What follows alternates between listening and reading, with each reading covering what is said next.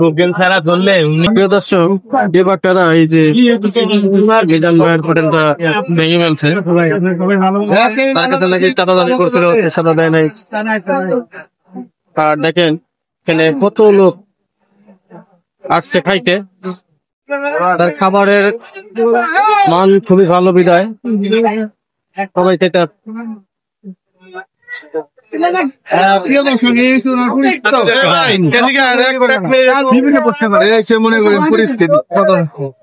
মিজান ভাই, এই যে আমি তো এটা দেখতে পারলাম এটি ভাঙ্গা, আমি কইতাম না, ওই যে বেটা ছিল বেটা দেখেন বুয়া বেটা কিভাবে ভাঙছে ভাই? কইতাম না, আমি দেখি না।